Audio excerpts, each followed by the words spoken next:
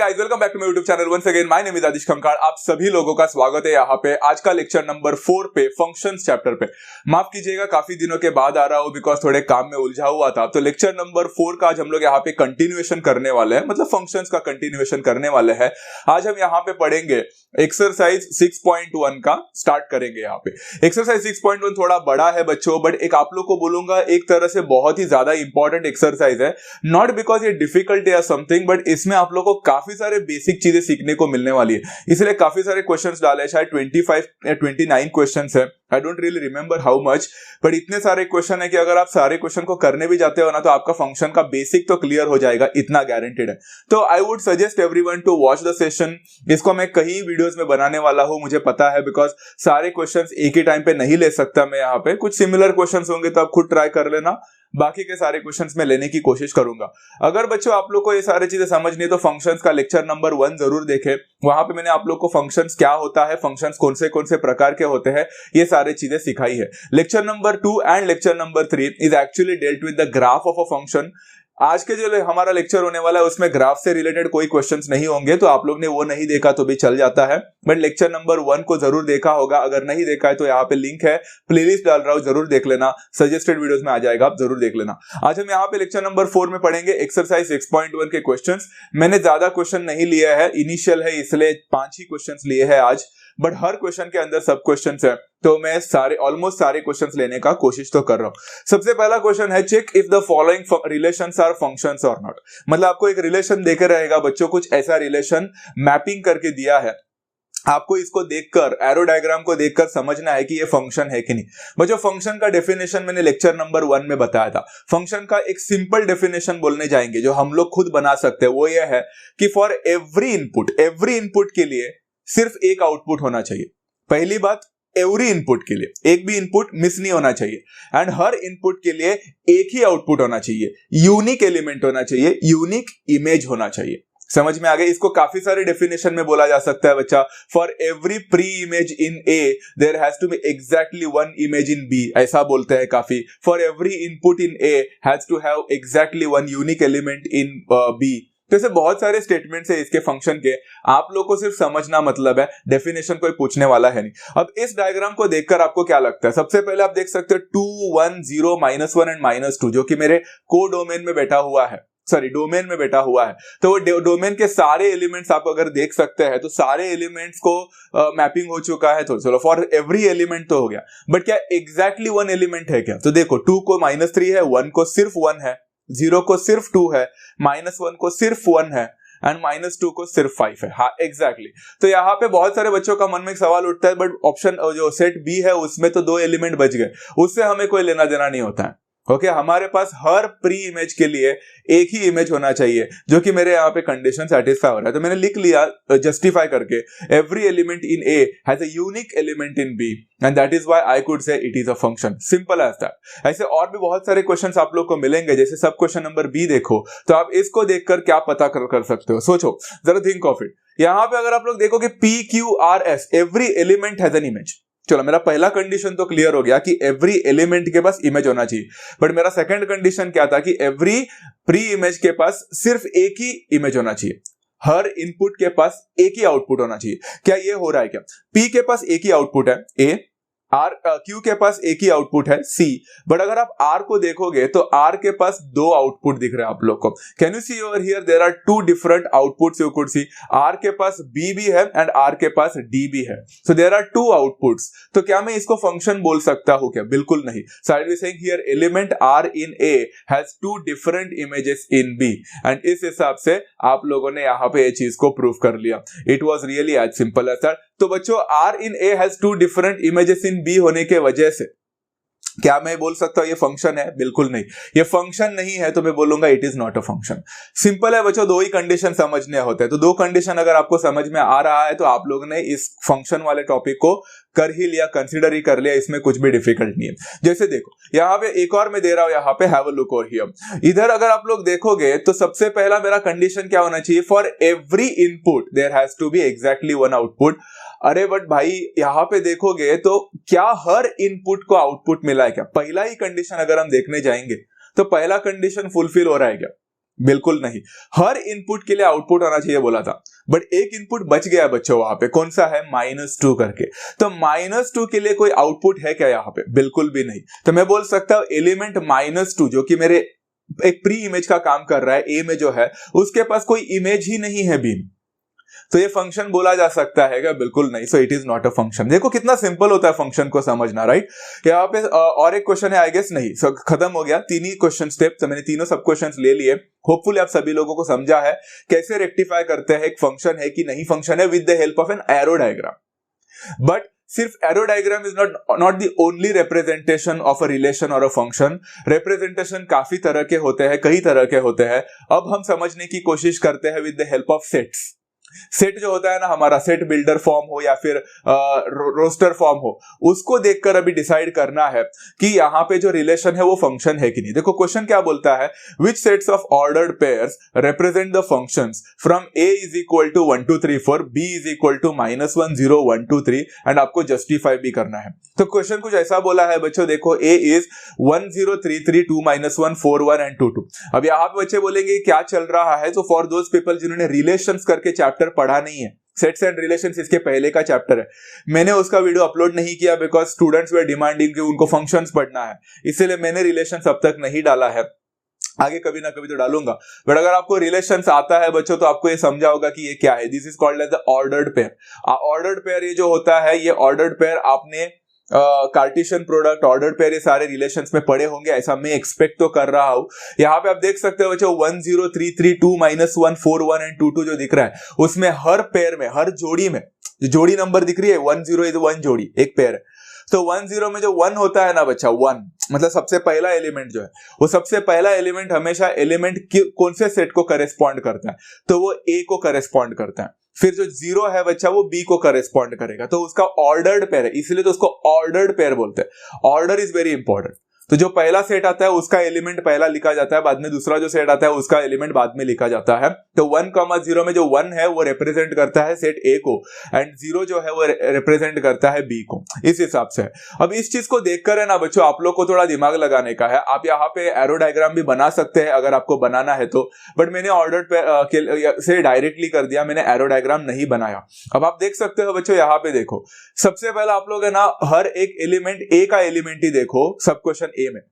तो आप देख सकते हो यहाँ पे देखो 1 लिखा है, 3 लिखा है, 2 लिखा है, 4 लिखा है एंड 2 लिखा है।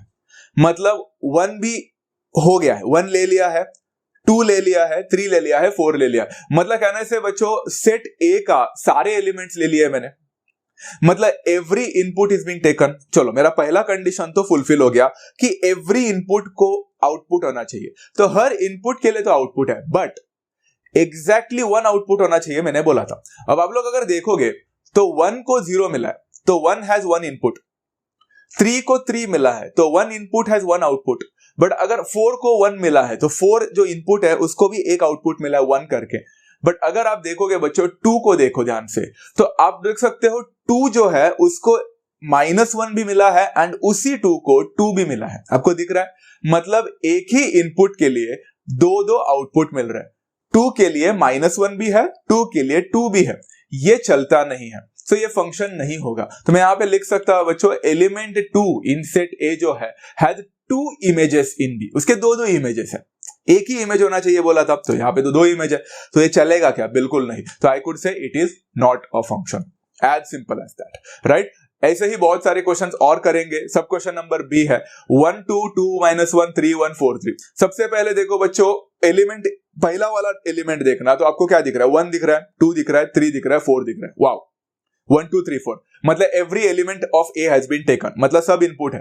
बट क्या सब इनपुट के लिए यूनिक आउटपुट है क्या, चेक करो। 1 के लिए 2 मिल रहा है, चलो 1 के लिए सिर्फ 2 है, 2 के लिए -1 मिल रहा है, एक ही आउटपुट है, 3 के लिए 1 मिल रहा है, एक ही आउटपुट है, 4 के लिए 3 मिल रहा है, एक ही आउटपुट है। Wow, so for every preimage in A there is exactly 1 image in B. तो मैं यहाँ पे बोल सकता हूं बच्चों every element in set A has unique image in B, I could say it is a function. बहुत simple, right. तो ये 2 ही कंडीशन समझना है। अभी सब क्वेश्चन नंबर सी देखो, ध्यान से देखो, ये थोड़ा इंटरेस्टिंग है। 1 3 4 1 2 2। सबसे पहले देखोगे बच्चों तो मेरा एलिमेंट ए, मतलब सेट ए में कौन से एलिमेंट्स मैंने कंसीडर किए, मैंने 1 को कंसीडर किया है, 4 को कंसीडर किया एंड 2 को कंसीडर किया। अरे बट मेरे सेट ए में 4 एलिमेंट्स चाहिए थे 1 2 3 4. So did I consider every input? No, I have यहाँ पे डिस्कार्डेड इनपुट 3. तो 3 का एलिमेंट था ना, उसको मैंने डिस्कार्ड कर दिया. तो ये फंक्शन माना जा सकता है? बिल्कुल नहीं, क्योंकि हर इनपुट का लेना जरूरी होता है. तो एलिमेंट 3 जो है उसके लिए कोई इमेज ही नहीं बना है बी में. अगर इमेज नहीं बना होगा तो क्या मैं इसको फंक्शन बोल सकता हूं? बिल्कुल नहीं. It is not a function. Very very very simple, right. एक और क्वेश्चन है यहाँ पे 1 1 2 1 3 1 4 1 and this is the most confusing question. Difficult question नहीं है बच्चों, कंफ्यूजिंग है. क्यों कंफ्यूजिंग है मैं बताता हूं. बच्चे देखेंगे तो सबसे पहले देखेंगे क्या, तो 1 2 3 4 हर एक का पहला नंबर जो है वो 1 2 3 4 है. मतलब वो सेट ए को रिप्रेजेंट कर रहा है. मतलब एवरी इनपुट लिया है एंड उसके पास कोई ना कोई तो इमेज है. अगर आप देखोगे तो पहला एलिमेंट जो दिख रहा है 1 का इमेज है 1. फिर आपने लिया 2 का इमेज भी है 1. फिर लिया 3 का भी इमेज है 1 एंड बाद में लिया 4 का भी इमेज है 1. बहुत सारे बच्चे बोलते हैं अरे ये तो हो ही नहीं सकता. ऐसा बिल्कुल नहीं होगा, ये गलत है. यूनिक इमेज होना चाहिए बोला था, मतलब एक ही इमेज होना चाहिए बोला था. It is not a function, ऐसे बच्चे बोलते हैं. यही सबसे बड़ी गलती है बच्चों आप लोग का. बच्चों हर एक इनपुट के लिए एक ही आउटपुट होना चाहिए. एक इनपुट के लिए 2 आउटपुट नहीं होना चाहिए, ये सीखा. बट एक इनपुट के लिए एक ही इमेज होना चाहिए. तो आप देख सकते हो बच्चों, जो 1 है उसको एक ही आउटपुट मिला है ना बच्चों, 1. एंड जो 2 है एलिमेंट, उसको भी 1 ही मिला है, बट उसके लिए तो वो एक ही आउटपुट है ना, उसके लिए वो यूनिक है. Are you getting my point. फिर जो 3 है बच्चों, 3 वो 3 के लिए भी सिर्फ एक ही आउटपुट है. ऐसा लिखा है क्या कि 3 को 1 भी मिला है, 3 को 0 भी मिला है? ऐसा नहीं लिखा है ना, 3 को 1 मिला. So for every 1 input there is exactly 1 output only. फिर 4 जो देख रहा है बच्चों, 4 इनपुट है, उसको सिर्फ एक ही तो आउटपुट मिला है ना, 1. इवन तो सारे कन्वर्ज होकर एक ही हो रहे हैं, बट मिला सभी लोगों को एक ही आउटपुट ना. For every input there was exactly 1 output. तो ये फंक्शन है. एंड ये कौन सा टाइप ऑफ फंक्शन है मालूम है बच्चों? This is called as many one function. Many to one function बोल सकते हैं, मेनी फंक्शन. मैंने लेक्चर नंबर 1 में बताया था. फॉर मेनी वन समझ में आ गया. 1 1 मेनी 1. तो ये मेनी वन फंक्शन है. तो यहां पे लिख सकता every element in set A has unique image in B. भले ही वो सेम है बट फिर भी हर एक के लिए वो यूनिक है, हर एक के लिए वो सेम एक है. तो यूनिक इमेज इन बी होगा, so it is a function हो जाएगा. Very simple. ओके, तो इस हिसाब से मैंने क्वेश्चन नंबर 2 भी सिखाया आप लोग को. अब जाते हैं क्वेश्चन नंबर 3 के पास. Check if the relation given by the equation represents y as a function of x और not. y is a function of x, मतलब लिखा जाता है y is equal to f of x. अभी आप लोग ये महीना इतना ऑलमोस्ट आगे चल चुका है कि आपका ऑलमोस्ट 11th स्टैंडर्ड का पढ़ाई हो चुका रहेगा. तो फंक्शंस पढ़ते वक्त आप लोगों ने ये सारी चीजें सीखी होगी. y is a function of x, मतलब y is equal to x होता है. मतलब इसका मतलब होता है कि मैं y को रिप्रेजेंट कर सकता हूं इन टर्म्स ऑफ x, उसका फंक्शन कर सकता हूं. समझ में आ रहा है? तो देखते हैं कैसा कर सकते हैं इस क्वेश्चन को. थोड़ा इंटरेस्टिंग है एंड बेसिक है. 2x plus 3y is equal to 12. सबसे पहले एक बात याद रखें. Whenever I want to define a particular variable as a function of another variable, तो जिसको मुझे फंक्शन बताना है उसको मैं अकेला लेफ्ट में रखूंगा एंड बाकी सारे चीजें राइट में लेके जाऊंगा. ओके, तो मैं क्या करने वाला हूं, 2x plus 3y is equal to 12 में मैं पहला 2x को राइट में लेके जाऊंगा बिकॉज मुझे y को फंक्शन बताना है. तो 3y is equal to 12 minus 2x होगा. बट मुझे 3y नहीं, मुझे सिर्फ y चाहिए. तो मैं क्या करूंगा, वो जो 3 दिख रहा है आप लोग को, वो 3 को डिवाइड करूंगा थ्रू आउट. तो y is equal to 12 minus 2x divided by 3 हो जाएगा.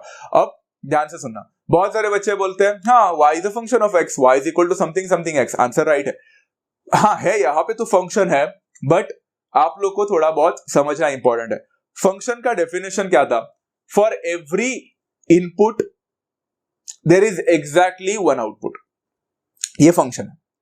ओके, मतलब आप एक वैल्यू डालोगे x को, एक इनपुट डालोगे तो आपको सिर्फ एक ही आउटपुट मिलना चाहिए. अब मैंने यहां पे सोचा बच्चों x का वैल्यू कुछ भी डाल के देखते हैं. सर आपके मन में ऐसा सवाल आना चाहिए. आगे आगे जाकर तो आप लोग इतना स्पीड में कर लोगे ना कि आप लोग को फटाफट हो जाएगा, मतलब मिनी सेकंड्स माइक्रो सेकंड्स में हो जाएगा. बट यहाँ पे अभी फिलहाल आप लोग सोचो, तो क्या मैं x का वैल्यू 0 डालता तो मुझे कितने वैल्यूज मिलते? तो y का एक ही वैल्यू मिलता. अगर मैं x का वैल्यू 1 डालता तो कितने वैल्यूज मिलते? फिर भी y का वैल्यू एक ही मिलता. अगर मैं x का वैल्यू नेगेटिव डालता कुछ तो क्या मिलता? y का फिर भी एक ही आंसर मिलता. सब्स्टिट्यूट करके देख सकते हो. x का वैल्यू इरेशनल डालो, रैशनल डालो, रियल डालो, व्हाटएवर इट इज, कुछ भी डालो, y का एक ही वैल्यू मिलेगा। मतलब कहना है से for every one value of x, एक इनपुट के लिए एग्जैक्टली वन आउटपुट मिल रहा है, तो क्या मैं इसको फंक्शन बोल सकता हूं? हाँ, तो मैं बोलूंगा for every value of x there is exactly one unique value of y, तो I can say therefore y is a function of x। Simple है, आपको सिर्फ x का वैल्यू डालना है कुछ भी एंड चेक करना है उससे आपको y के टोटल कितने वैल्यूज मिल रहे हैं। अगर आपको फिर भी थोड़ा बहुत ऐसा लग रहा है कि अरे हर जगह पे ऐसे ही होने वाला है, कोई भी एक वैल्यू डालो x का, y का एक ही तो वैल्यू मिलेगा, थोड़ी ना अलग अलग वैल्यू मिलेंगे। देखो तो सही, आने वाला है एक क्वेश्चन जो कि ये है x plus y square is equal to 9। x plus y square is equal to 9 में मैंने क्या किया मालूम है, x को राइट में लेके गया बिकॉज y को फंक्शन बताना है, तो y square is equal to 9 minus x हो जाएगा। Simple as that. अब y square is equal to 9 minus x का अगर मैंने टेकिंग स्क्वायर रूट कर दिया, तो आपने 10th स्टैंडर्ड में एक कॉन्सेप्ट पढ़ा है बच्चों कि when I take a square root I get root of 9 minus x, बराबर है। But y square is equal to root y is equal to root of 9 minus x करने के बाद जब हम स्क्वायर रूट लेते हैं तो you all know that there are two possible solutions, एक होता है प्लस में एंड एक होता है माइनस में। अब जरा दिमाग लगाओ बच्चों, ये थोड़ा इंटरेस्टिंग दिमाग लगाने जैसा कॉन्सेप्ट है। अगर मैंने x का कोई एक वैल्यू चुना एंड उसमें डालने की कोशिश की, जैसे फॉर एग्जांपल कंसीडर करते हैं x का वैल्यू 0 लिया, तो there is only one input. तो अगर मैं एक इनपुट डालता हूं तो मेरे टोटल कितने आउटपुट्स मिल रहे चेक करो। तो x का वैल्यू अगर मैंने 0 डाल दिया तो 9 माइनस 0 होता है 9, 9 का रूट होता है 3, बट वहां पे प्लस और माइनस 3 है, मतलब x का वैल्यू जब मैंने 0 डाला तो y का वैल्यू मुझे प्लस 3 भी मिला, एंड x का वैल्यू जब मैंने 0 डाला तो y का वैल्यू मुझे माइनस 3 भी मिला। मतलब फॉर एवरी वन इनपुट क्या था, 0 था, I got two different outputs, plus 3 minus 3, नहीं चलेगा। Are you getting my point? तो ये आपके दिमाग में है ना, ये सारी चीजें चलनी चाहिए, वैल्यू भी डालना आना चाहिए, आप लोग को रोस्टर फॉर्म भी आना चाहिए, सेट बिल्डर फॉर्म भी आना चाहिए, वेन डायग्राम भी समझ में आना चाहिए, मैपिंग भी आना चाहिए, एरो डायग्राम, सारी चीजें आपके मन में चलती रहनी चाहिए। So this is how you understand the basic and this is how you go to the advanced. समझ में आ रहा है?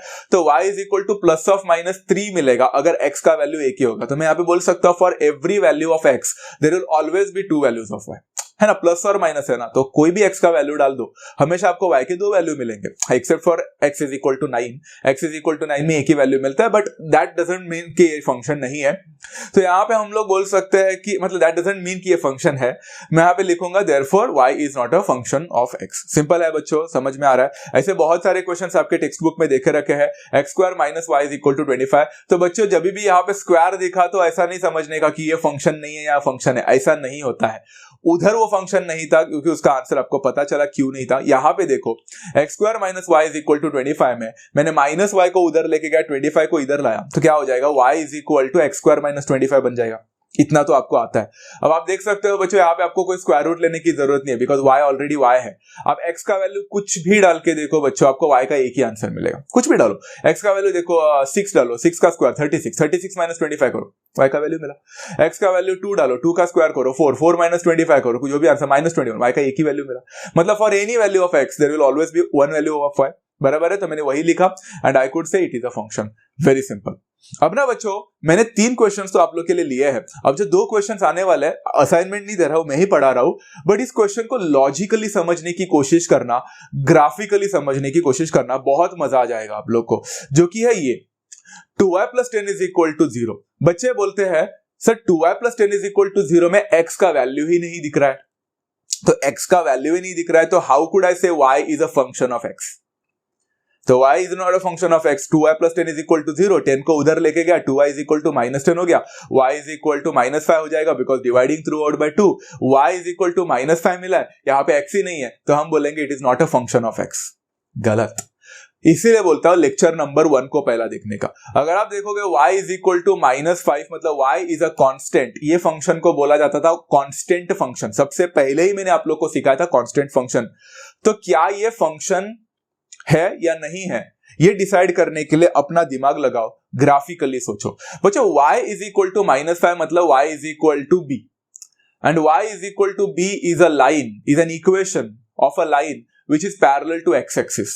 सोचो तो y is equal to minus 5 आपके कोऑर्डिनेट एक्सिस में y is equal to minus 5 कहीं ना कहीं नीचे रहेगा, इधर x एक्सिस से पैरेलल माइनस 5 को कट करके इधर रहेगा नीचे। अब सोचो बच्चों हर एक पॉइंट को प्लॉट करके देखो, तो आप देख सकते हो मैंने अगर x का वैल्यू माइनस 2 डाला तो भी y का वैल्यू माइनस 5 ही रहेगा। अगर मैं x का वैल्यू 1 डाला तो भी y का वैल्यू माइनस 5 ही रहेगा।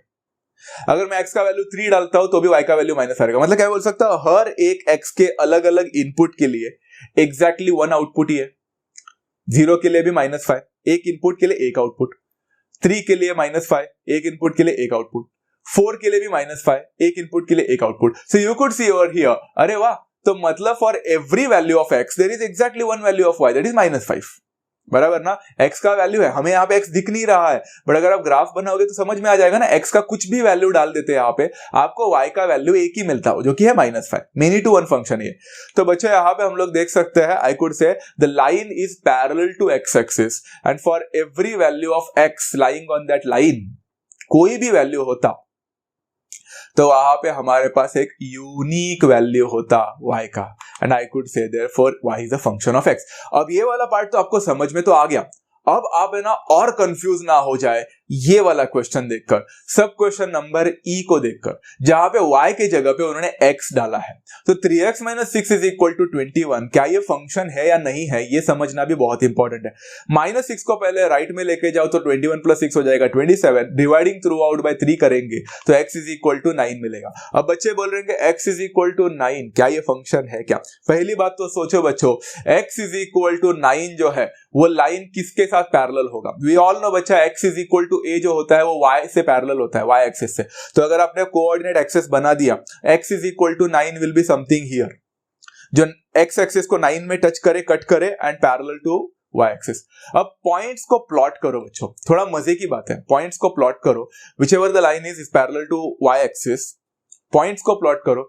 आप देखोगे x कांस्टेंट है, x कांस्टेंट है, इसलिए अगर आप यहां पे पॉइंट लिखते भी हो तो कैसे लिखोगे? देखो, अगर x का वैल्यू 9 होता नीचे कहीं तो y का वैल्यू मान के चलो -1 होता, 9, -1। ऊपर जाओ, x का वैल्यू तो कांस्टेंट ही है, तो x का वैल्यू 9 होता तो y का वैल्यू 2 बन जाता, x का वैल्यू 9 है तो y का वैल्यू 3 बन जाता, x का वैल्यू 9 है तो y का वैल्यू 4 बन जाता। आप देख रहे हो बच्चों, x का वैल्यू 9 ही है, मतलब इनपुट 9 ही है, बट आउटपुट देख रहे हो कितने? एक ही इनपुट के लिए देख रहे हो कितने आउटपुट है? इनफाइनाइट आउटपुट्स है।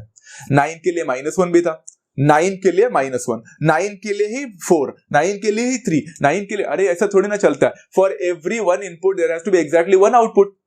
यहाँ पे तो एक इनपुट के तो सैकड़ों आउटपुट है, चलेगा क्या? बिल्कुल नहीं है। तो यहां मैं लिख सकता हूं therefore the line is parallel to y axis. अगर लाइन पैरेलल है y एक्सिस के साथ तो हर एक इनपुट के लिए, x का इनपुट के लिए there are so many several outputs over there, and that's why you could say for every value of x there are many values of y, it is not a function of x। y जो है आपका x का function नहीं है। ये इसके पीछे का लॉजिकल आंसर है, समझ में आ गया? लॉजिकल आंसर है। फाइन, चलो क्वेश्चन नंबर 3 हो गया। Let's go for question number 4। If f of m is equal to m square minus 3m plus 1, find the value of f of 0। अब सच बताओ ना बच्चों, ये कॉन्सेप्ट है ना, आप लोगों ने पॉलिनोमियल्स में पढ़ाई किया था, how to find out the value of a polynomial in 9th standard, वैसा ही है, सिर्फ पॉलिनोमियल का जब फंक्शन है। बट ये बहुत इंपॉर्टेंट है गाइस, इसको सब्स्टिट्यूशन करना आपको आना चाहिए, आपको डेरिवेटिव्स में काफी इंपॉर्टेंट हो जाएगा बच्चा ये सारी चीजें। Second principle, first principle of mathematics, बहुत सारी चीजें बच्चों आप लोग को यहाँ पे सीखने को मिलेगा। तो करना क्या है मालूम है, इसको बोलते हैं finding the value of a function. तो f ऑफ m का वैल्यू दिया है, एंड अगर f ऑफ 0 मांगा है तो all you need to do is वो जो अंदर जो एलिमेंट है उसको रिप्लेस करने का है, सब्स्टिट्यूट करना है। तो f of m is equal to m square minus 3m plus m1 है, तो f ऑफ 0 मांगा है अगर उन्होंने, तो आपको सिर्फ m के जगह पे 0 डालना है। 0 स्क्वायर माइनस 3 इंटू 0 प्लस 1, सिर्फ m को रिप्लेस करके उसके जगह पे जो मांगा है वो डालना है। तो 0 स्क्वायर इज 0, 3 0 0 प्लस 1, तो आंसर इसका 1 मिलेगा, आपको वैल्यू मिल गया। अब दिखने के लिए बड़ा सिंपल लग रहा होगा ना स्टार्टिंग क्वेश्चन, बट आगे आगे थोड़े से चीजें डिफिकल्ट होती है। अब ये भी इजी है, हाफ है, तो आपको पता है f ऑफ m बोला है तो m के जगह पे आपको हाफ डालना है। तो all you need to do is f of half will be half का square minus 3 into half plus 1।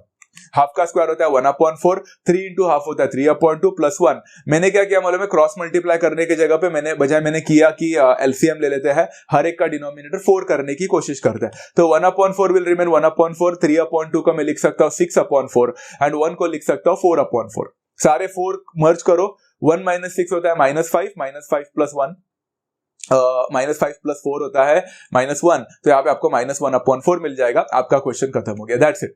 Okay, living further for सब क्वेश्चन नंबर, मैंने ए लेने के बाद सी ले लिया बच्चों, क्योंकि बी मैंने आप लोग के ऊपर छोड़ा। अब सी लेने के बाद मैंने यहाँ पे कौन सा क्वेश्चन लिया है, डी लिया है। अब डी के बाद में शायद मैं एक और क्वेश्चन आप लोग के ऊपर छोड़ने वाला हूँ, f(x + 1)। बच्चों देखो, f(m) दिया है और f(x + 1) मांगा है, तो आपको सबको पता है कि m के जगह पे x + 1 आएगा। So wherever you could see m, just replace it by x + 1। तो आपको कैसा लगेगा मालूम है, m² हो जाएगा x + 1 द होल स्क्वायर, दिख रहा है, -3 × m बनेगा 3 × x + 1, +1 तो 1 ही है। इसके बाद बच्चों ये बहुत सिंपल है, x + 1 द होल स्क्वायर को ओपन करो ब्रैकेट को, a² + 2ab + b², मतलब x² + 2x + 1 हो जाएगा, एंड फिर -3 को ओपन करो ब्रैकेट में, तो it will become -3x and -3 and +1। बस आप लोग को लाइक टर्म्स को एक साथ लेने हैं बच्चों, और कुछ नहीं। x² will remain the same, 2x - 3x होता है -x, 1 + 1 2 2 -3 -1, तो आपको मिलेगा x² - x - 1। इसको आप लोग फैक्टराइज नहीं कर सकते, कुछ नहीं कर सकते, तो लीव इट, उधर के उधर ही छोड़ दो, कुछ मत करो, ये आपका फाइनल आंसर है। Very easy, right. तो इस हिसाब से क्वेश्चन नंबर डी करने के बाद, सब क्वेश्चन डी करने के बाद ई शायद मैंने आप लोग के ऊपर छोड़ा है, मैंने एफ कर दिया है। अब ये एफ वाला जो पार्ट दिख रहा है ना आप लोग को, ये डेरिवेटिव वगैरह में आने वाला है आगे जाकर। एफ ऑफ बच्चों, F of 2 + h - f(2)/h function के अंदर फंक्शन है, and h is not equal to 0। अब ये फंक्शन निकालने का, कैसे निकाले, डिफिकल्ट नहीं है, बहुत सिंपल है, कुछ भी डिफिकल्ट नहीं है, इट्स वेरी सिंपल। सॉरी, मुझे लगता है मैंने यहाँ पे क्वेश्चन में गड़बड़ किया है क्या, आई थिंक। बच्चों टेक्स्ट बुक में जरा देख लेना, मैंने क्वेश्चन में कहीं गड़बड़ तो नहीं किया। मैं पहले क्या करूंगा, मैं आप लोगों को बताता हूँ, आप टेक्स्ट बुक में देख लेना, मैं फ्लो के साथ जाता हूँ, अगर मैंने क्वेश्चन में कुछ गड़बड़ किया रहेगा तो पता चल ही जाएगा। आई थिंक एफ ऑफ लिखा है कि, एक बार देख लो, okay, but don't worry, answer मेरा राइट है, नीचे का स्टेप मैंने बराबर किया है, तो आप लोग को टेंशन लेने की जरूरत नहीं। एफ ऑफ एम बच्चों, f of m is equal to m² - 3m + 1। अब मैं क्या करने वाला हूं मालूम है, मेरे अंदर बहुत सारे ऐसा मसाला पड़ा हुआ है, सारे चीजें करने जाऊंगा तो पागल हो जाऊंगा। तो मैंने पहले क्या निकाला मालूम है, अंदर न्यूमरेटर में f of 2 + h दिख रहा है आप लोग को, f of 2 + h। हाँ, तो मैंने f of 2 + h का वैल्यू निकालने की कोशिश की, सिर्फ उतना ही, बाकी सब गया तेल लेने। मत देखो, कुछ भी मत देखो, सिर्फ एंड सिर्फ f of 2 + h को देखो। तो मतलब मैंने क्या किया, मैंने m को रिप्लेस किया 2 + h से, बराबर है, तो m² हो गया 2 + h का होल स्क्वायर, -3 × m बन गया 3 × 2 + h + 1। एंड ये तो सेम है, सिंपल है, ये तो इजी है। 2 + h द होल स्क्वायर मतलब a + b the whole square, which will become 4 + 4h + h², है ना। तो 4 + 4h + h², फिर -3 × 2 होता है -6, -3 × h होता है -3h + 1। इतना तो सिंपल था। तो f of 2 + h का वैल्यू कितना मिलेगा, लाइक टर्म्स को लेंगे तो h² पहले आएगा, 4h - 3h होता है +h, तो यहाँ पे h² होगा +h होगा, फिर 4 - 6 होता है -2, -2 + 1 होता है -1। चलो इतना तो मिल गया, ये मुझे मिला आंसर f of 2 + h का। मैंने इसको बाजू में रखा, चाहो तो इक्वेशन नंबर 1 करके बाजू में रखना। अब मेरे क्वेश्चन में f of 2 + h मिलने के बाद f of 2 भी दिया है, तो एक काम करते हैं, f of 2 भी निकालने की कोशिश करते हैं। तो this time you are replacing m by 2, m को 2 से रिप्लेस करो, इसलिए आपका m² - 3m + 1 विल बिकम 2² - 3 × 2 + 1। 2² 4 होता है, 3 2 6 होता है, 4 - 6 -2 होता है, -2 + 1 -1 बनेगा। आपको यहाँ पे f of 2 का वैल्यू मिल गया। अब मैं क्या करूंगा, अब मैं क्वेश्चन में डालने की कोशिश करूंगा। हाँ, मुझे लगता है मैंने कुछ गलत नहीं किया यहाँ पे। सो ये जो क्वेश्चन है आप लोग का, अब मैं क्या करूंगा यहाँ पे, आप देख सकते हैं, आपको यहाँ पे फंक्शन निकालना है, आपको यहाँ पे भी कुछ फंक्शन निकालना है।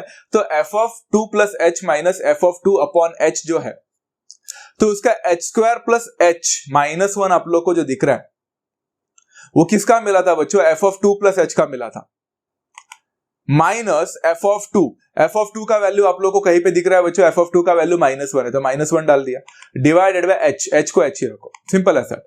अब यहाँ पे बच्चों इस क्वेश्चन को सॉल्व करने जाएंगे तो क्या हो जाएगा, h² + h -1 माइनस ऑफ -1 +1 बनेगा, डिवाइडेड बाय h। एंड यहाँ पे अगर हम इसको सॉल्व करने जाएंगे तो -1 + 1 कैंसिल हो जाएगा, तो h² + h हो जाएगा, डिवाइडेड बाय h।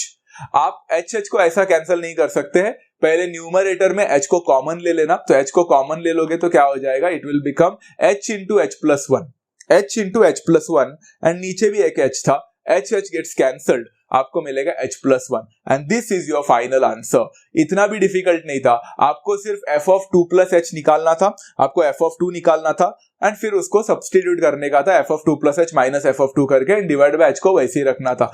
इतना ही सिंपल कॉन्सेप्ट है। आई गेस मेरे क्वेश्चन मेरा थोड़ा सा यहाँ पे गलत हुआ है, क्वेश्चन वो बाहर f नहीं होना चाहिए था वहां पे, अगर वो आप लोग रेक्टिफाई कर सकते तो करो, टेक्स्ट बुक में देखकर कर लेना।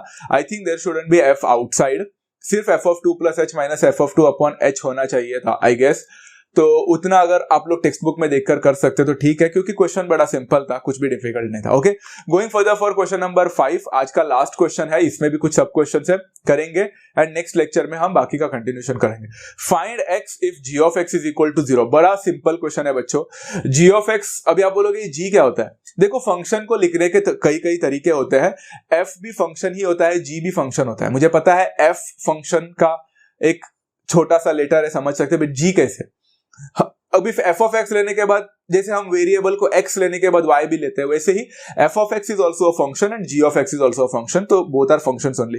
तो g ऑफ x 0 देके रखा है। देखो बच्चों, उन्होंने बोला है g ऑफ x 0 है, तो आपका g ऑफ x जो देके रखा है 5x माइनस 6 अपॉन 7, वहां पे g ऑफ x को 0 डाल दो, बराबर। x को 0 मत डालो, g ऑफ 0 नहीं मांगा है, g ऑफ x ही 0 है, नहीं तो x में 0 डाल दोगे। ओके, तो यहाँ पे क्या हो जाएगा, 5x minus 6 upon 7 that will become 0। समझ में आ गया? x का वैल्यू 0 नहीं डालना, 7 को वहां पे लेके जाओ, it will become 5x minus 6 is equal to 0 हो जाएगा एंड माइनस 6 को उधर लेके जाओ, 5x is equal to 6, so I can say x is equal to 6 upon 5। काम खत्म, दैट्स इट, हो गया। Find the value of x बोला था, मैंने निकाल दिया, काम खत्म, सिंपल एज दैट। ऐसे ही एक और क्वेश्चन लेते हैं, g of x is equal to 18 minus 2x square upon 7। तो g ऑफ x है यहाँ पे, तो g ऑफ x का वैल्यू 0 बोला है, तो वी ऑल नो बच्चों यहाँ पे 18 minus 2x square divided by 7 will become 0। 7 को वहां पे फिर से लेके जाना, तो 18 minus 2x square is equal to 0 हो जाएगा। तो आई कुड से 2x square is equal to 18 बनेगा and I could say x square is equal to 9 बनेगा। If I take a square root, make sure आप गलती ना करो, x square is equal to 9 बनने के बाद if I take a square root over here, I get x का दो पॉसिबल वैल्यूज, तो x is equal to plus और माइनस 3 बन जाएगा and this is how you have solve this question and it was as simple as that. A very simple question guys. Okay, यहां पे जाते हैं सब क्वेश्चन नंबर सी के पास। g of x is equal to 6x square plus x minus 2, ये भी simple question है। g of x is equal to बच्चों यहाँ पे 6x square plus x minus 2 है, बट सबको पता है g ऑफ x का तो वैल्यू 0 था, तो हम बोल सकते हैं 6x square plus x minus 2 is equal to 0 बन जाएगा। ये एक क्वाड्रेटिक इक्वेशन है जो मुझे नहीं लगता किसी स्टूडेंट को डिफिकल्ट लगता है। 2 इंटू 6 बनता है 12 का बच्चों यहाँ पे आपको फैक्टर निकालना है जो माइनस करने पर 1 दे, तो 4 3s आर, तो 6x square plus 4x minus 3x minus 2 is equal to 0। आप पहले दो टर्म में से कॉमन निकाल सकते हो 3x करके, तो 2x करके, तो 2x कॉमन लोगे तो 3x प्लस 2 बचेगा। इधर माइनस 1 को कॉमन लेना, 3x प्लस 2 बचेगा। एक ब्रैकेट में आएगा 3x प्लस 2, दूसरे ब्रैकेट में आएगा 2x minus 1 is equal to 0। Either 3x plus 2 is equal to 0 और 2x minus 1 is equal to 0। ये मैं फास्ट बता सकता हूँ, राइट? आप लोग को ये सब कुछ आता है। तो x is equal to minus 2 upon 3 मिलेगा, नहीं तो x का वैल्यू हाफ मिलेगा। x का वैल्यू नेगेटिव नहीं चलता, पॉजिटिव नहीं चलता, ऐसा कुछ नहीं होता है यहाँ पे। x का वैल्यू कुछ भी हो सकता है, after all it's a variable and वो फंक्शन को डिफाइन कर रहा है, बिकॉज उन्होंने ऐसा कुछ बोला नहीं है कि फंक्शन को डिफाइन नहीं कर रहा है। तो यहाँ पे आपको दो आंसर्स मिल जाएंगे, that's your final answer, it's as simple as that. ऐसे एक और क्वेश्चन अगर हम ट्राई करने की कोशिश करते तो ये रहा एक और क्वेश्चन। बच्चों ये क्वेश्चन करने के लिए आपका स्ट्रॉन्ग कॉन्सेप्ट का एकदम स्ट्रॉन्ग होना 9th स्टैंडर्ड का एंड कुछ चीजों का बहुत जरूरी है। अब 11th स्टैंडर्ड के एंड में अगर आप लोग बोल रहे होगे ना, सर मेरे को ये समझा नहीं सर, ये आपने कैसे किया, तो आपने सबसे बड़ी गलती ही ये की है कि आप मैथमेटिक्स को चूज कर रहे हैं इंजीनियरिंग का या फिर कुछ और करने के लिए। Because as a 11th standard student, as a 11th standard का इतने आगे जाने के बाद अगर आपका बेसिक कॉन्सेप्ट थोड़ा कच्चा है बच्चों, तो इसका ये मतलब है कि आप लोग उसके लिए पूरी तैयारी नहीं कर रहे, पूरा मन नहीं लगा रहे उस मैथ्स को पढ़ने के लिए। So not every particular small things could be explained by a teacher which is related to 9th standard concept। वो सारे कॉन्सेप्ट आपको ग्रास्प करना आना चाहिए, क्योंकि अगर हम वो सारे चीजें सिखाते बैठेंगे तो हम एडवांस्ड क्वेश्चन कब करेंगे, बराबर है? तो बच्चों यहाँ पे g of x is equal to X cube minus 2x square minus 5x plus 6 में अगर मैंने बोला g ऑफ x ये है, तो सबको पता है X cube minus 2x square minus 5x plus 6 is equal to 0 बन जाएगा। ये तो सबको पता है। बट अभी यहाँ पे अगर आप देखोगे ये तो क्यूबिक इक्वेशन है, क्यूबिक इक्वेशन हमने कभी सीखा नहीं है, इसका फैक्टराइजेशन भी करना आता है क्या? तो जरा सोचो, यहां पे ना आप लोग जरा दिमाग लगाओ, x का वैल्यू अगर मैंने यहां पे 1 डाला होता, लेफ्ट हैंड साइड में x का वैल्यू 1 डाला होता, तो क्या वो इक्वेशन को सेटिस्फाई कर रहा है क्या? x का वैल्यू अगर मैं 1 डाला होता तो क्या ये इक्वेशन को सेटिस्फाई कर रहा है क्या? चेक करो, 1 का क्यूब होता है 1, 1 का स्क्वायर होता है 1, 1 माइनस 2 होता है 1 माइनस 2 माइनस 1, ओके, 5 इंटू 1 होता है 1, माइनस 5 माइनस 1 होता है minus 6 plus 6 is equal to 0। Yes, it is satisfying the equation. तो x is equal to 1 is one of the solutions, इसलिए बच्चा I can say x is equal to 1 is a solution. तो x minus 1 will be a factor, x is equal to 1 अगर solution होगा तो x minus 1 will always be a factor. Synthetic division कुछ याद आ रहा है? सिंथेटिक डिवीजन बताता हूं। तो मैं यहां पे क्या करना हूं, x minus 1 is one of the factors of the following equation. ये जो सामने है x इज इक्वल टू 1 हो रहा है, तो x माइनस 1 एक फैक्टर होगा। तो मैं सिंथेटिक डिवीजन से बच्चों में क्या करने वाला हूं, सिंथेटिक डिवीजन में हमने क्या सीखा था, हर एक का कोएफिशिएंट लिखना पड़ता है। तो एक्स क्यूब का कोएफिशिएंट 1 है, माइनस 2x का कोएफिशिएंट माइनस 2 है, माइनस 5x का कोएफिशिएंट माइनस 5 है, 6 का यहाँ पे 6 ही रहेगा। एंड लेफ्ट हैंड साइड में यहाँ पे माइनस 1 नहीं लिखते, x माइनस 1 अगर फैक्टर है, वन ऑफ द फैक्टर, तो माइनस 1 नहीं लिखते हैं, प्लस 1 लिखते हैं, तो यहाँ पे प्लस 1 आता है। ये सारे चीजें आपने 9th में पढ़ाई किया था, ओके। तो 1 को पहला कॉपी किया जाता है 1 एज इट इज, फिर 1 1 1 था, माइनस 2 प्लस 1 होता था माइनस 1, फिर 1 इंटू माइनस 1 था, माइनस 5 माइनस 1 माइनस 6 था, 1 इंटू माइनस 6 था। एंड आप देख सकते हो 6 माइनस 6 जीरो मिलना ही चाहिए, बिकॉज मैंने खुद ही तो बोला था कि x minus 1 one of the factors होगा ही। अगर वो फैक्टर होगा तो आपको रिमाइंडर 0 मिलना ही है, फैक्टर होता है तो ही तो रिमाइंडर 0 होता है ना। रिमाइंडर थ्योरम भी पढ़ाई किया था 9th में, ओके। तो अब है ना बच्चों, यहां पे मैं कैसे लिख सकता हूं इसको, x minus 1 is one of the factor. And अगर नीचे देखोगे ना 1 माइनस 1 माइनस 6, इसको लिखने का तरीका भी हमने 9th में ही सीखा था। 1 माइनस 1 माइनस 6, जीरो जो है वो रिमाइंडर है, वो बॉक्स है, वो छोड़ दो। तो 1 माइनस 1 माइनस 6 को कैसे लिखोगे, x square minus x minus 6। तो यहाँ पे x square minus x minus 6, ये जो ना मल्टीप्लीकेशन है that is actually the resultant of बच्चों, ये जो आप लोग को दिख रहा है X cube minus 2x square minus 5x plus 6, उसी को मैंने फैक्टराइज किया। X cube minus 2x square minus 5x plus 6 जो क्यूबिक इक्वेशन है ना, उसी को मैंने फैक्टराइज किया। उसका वन ऑफ द फैक्टर था x माइनस 1 एंड दूसरा फैक्टर मैंने सिंथेटिक डिवीजन से निकाला। 1 माइनस 1 माइनस 6 जो था वो था x square minus x minus 6। So this multiplied, आपको अगर यकीन नहीं आ रहा है ना तो एक काम करके देखो घर पे बैठकर, x minus 1 and x square minus x minus 6 है ना, इन दोनों ब्रैकेट को ओपन करके देखो, एक्सपांड करके देखो, आपको ऊपर का ही आंसर मिलेगा, गारंटेड। समझ में आ गया? देखो ना, सिंथेटिक डिवीजन मतलब होता क्या है बच्चा, 1 मल्टीप्लाइड बाय दिस, ये a मल्टीप्लाइड बाय नीचे का, तो ये भी एक फैक्टर है एंड ऊपर का भी एक फैक्टर है। x minus 1 is a factor and x square minus x minus 6 is a factor, दोनों को मल्टीप्लाई करेंगे तो वही आंसर मिलता। तो बच्चों ऑलमोस्ट क्वेश्चन खत्म होने आया है। Therefore x minus 1 will be equal to 0 या फिर x square minus 6 x minus 6 is equal to 0। आप यहाँ पे सॉल्व कर सकते हैं, तो x minus 1 is equal to 0 मतलब x का वैल्यू 1 मिलेगा, नहीं तो x square minus x minus 6 एक क्वाड्रेटिक इक्वेशन है जो फैक्टराइजेबल है बच्चों, कर सकते हैं। 6 का फैक्टर निकालना जो माइनस करने पर 1 मिले, जो कि है 3n2, माइनस 3n2 हो जाएगा, तो माइनस 3 प्लस 2 हो जाएगा इज इक्वल टू 0। इसको ना मैंने थोड़ा सा शॉर्टकट किया है बच्चों कि आप लोग डायरेक्टली खुद कर लेना। आपका एक ब्रैकेट x माइनस 3 होगा, दूसरा ब्रैकेट x प्लस 2 होगा, ओके। तो x माइनस 3 एक ब्रैकेट होगा तो x is equal to plus 3 बन जाएगा, एंड x प्लस 2 दूसरा ब्रैकेट होगा, उसको सॉल्व करोगे तो x is equal to minus 2 करके मिल जाएगा। सो ऑब्वियसली क्यूबिक इक्वेशन था, इसलिए there has to be 3 different solutions. तो मुझे 3 सॉल्यूशंस, मुझे यहाँ पे 3 रूट्स मिल गए, यही मेरा फाइनल आंसर था and it was as simple as that. तो x is equal to 1 minus 2 and 3, ये सारे के सारे वैल्यूज है x के। सिंपल था बच्चों, सिंथेटिक डिवीजन आई होप सभी लोगों को आता है, भूल मत जाना।